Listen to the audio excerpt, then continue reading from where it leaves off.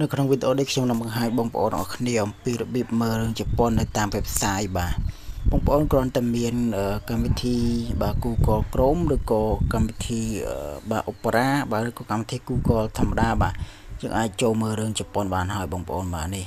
តើកុំខាត់ពីយើងចូលទៅក្នុងកម្មវិធី Google Chrome ទាំងអស់គ្នាបាទបើសិនជាបងប្អូនមានកម្មវិធី Google ចូលមកបាទចូលមកកន្លែងហ្នឹងមកបាទចឹងទេបងប្អូនចូលមកដល់កន្លែងកម្មវិធី Google ហើយបងប្អូនចង់មើលរឿងជប៉ុនបាទរឿងកូនជ្រូកបាទឬកូនជ្រូកដែលល្បីនៅខ្មែរថតបែកធ្លាយប្រមាណបាទវីដេអូនោះក៏វានៅក្នុងនោះទាំងអស់បងប្អូនបាទរឿងបាទគឺច្រើនខ្លាំងមែនតើបាទ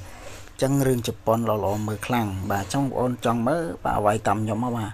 ចូលមកក្នុងកម្មវិធី Google Chrome មកហើយយើងវាយ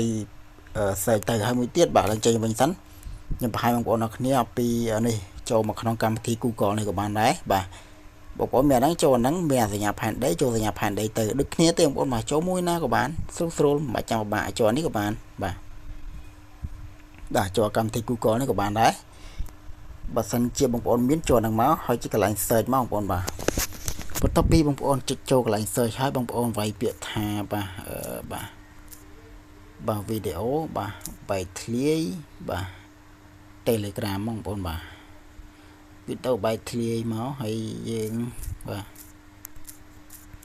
វីដេអូបាទ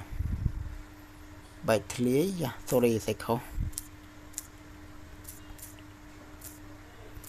បាទវីដេអូបែកធ្លាយចុចហើយតទៅពីយើងចុចចឹងហើយចុច like search ហ្នឹងបងបាទ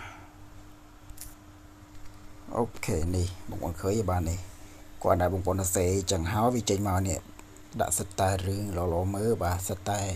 គ្រប់ Telegram បងប្អូនបាទចឹងបើសិនជាបងប្អូនចង់មើលវាយដូចខ្ញុំហើយបងប្អូនចុច join Telegram តានេះបាទចូលតាម Telegram តាម website ហ្នឹងទៅ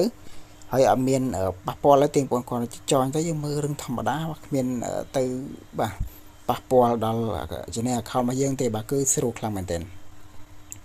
យល់ទៅរឿងខ្មែរសុទ្ធតែម្ដងបងប្អូនមានរឿងខ្មែរមានរឿងជប៉ុនរឿងថៃបាទចម្រុះចិត្តសាសមានរឿងជប៉ុនរឿងចិនបាទរំតែសិតតែរឿងល្អៗមើលដែរបងប្អូនបាទយុវវ័យរបស់យើងចង់មើលបាទសិតតែរឿងល្អៗមើលទាំងអស់បាទចឹងទេបងប្អូនចង់មើលអាចបាទវាយពាក្យតាមខ្ញុំទៅហើយបើសិនជាចង់មើលឆ្នាំណាក៏បានដែរចង់មើលឆ្នាំ2025បាទចឹងដាក់មក